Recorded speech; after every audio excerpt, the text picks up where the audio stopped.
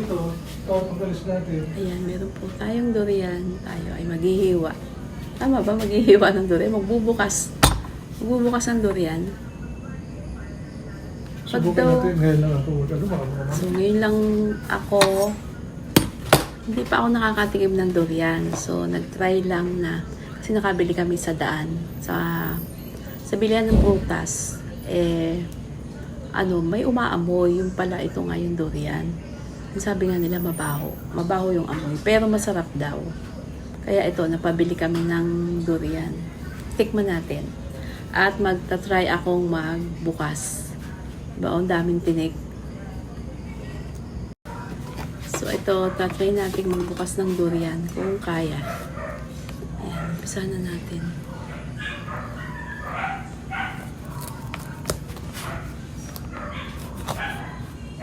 Talas ng kutsilyo. Bagong hasa. Bagong hasa eh. Tapos, dito pa ulit.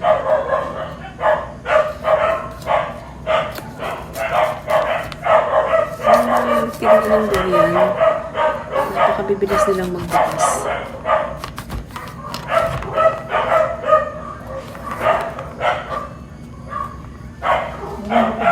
Kulang pa dun sa... Ayun, talas.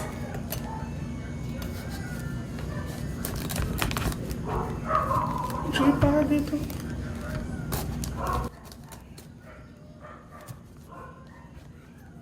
Malapit na. Kaya tayo ng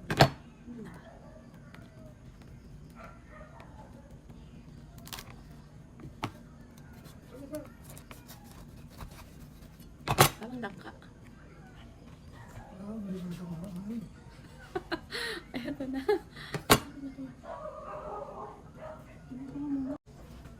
So, eto na yung ating parang medyo ano pa siya. Hindi pa siya masyadong hinog.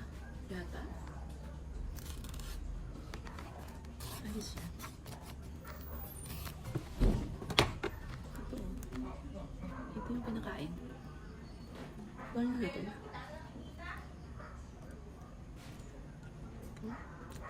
Parang ano siya, lasang langka.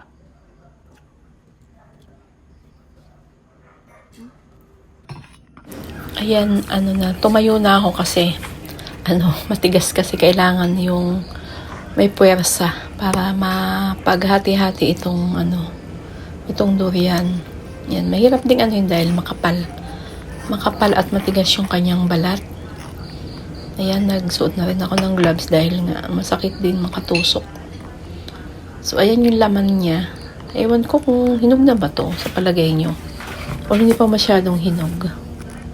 Pero naman, malambot na yung laman niya eh. Ayun napakalambot ng laman niya.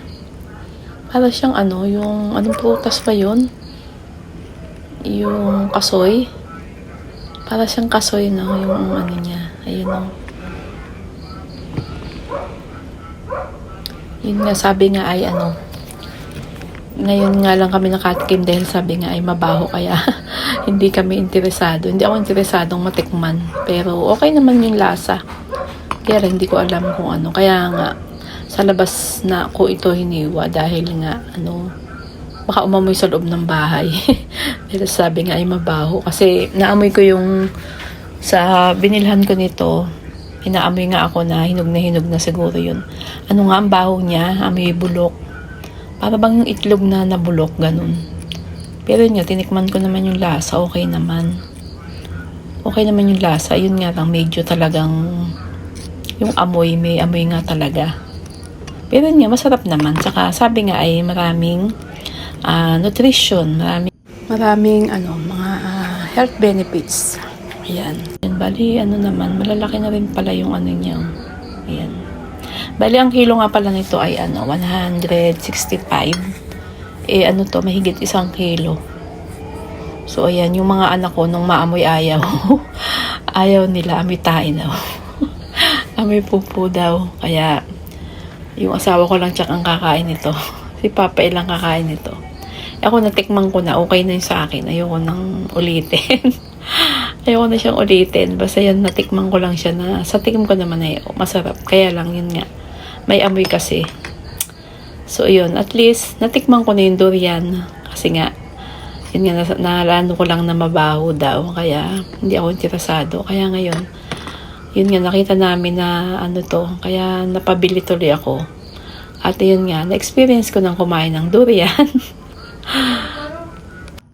Napapanood ko yung mga nagtitinda.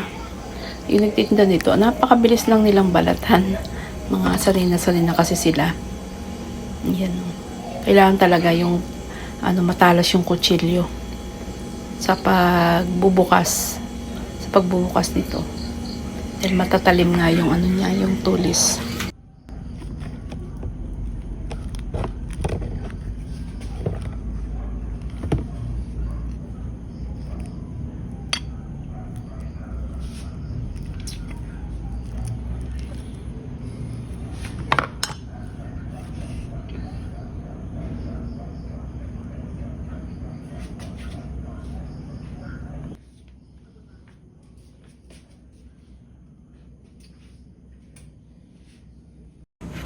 So, ito na yung amoy niya.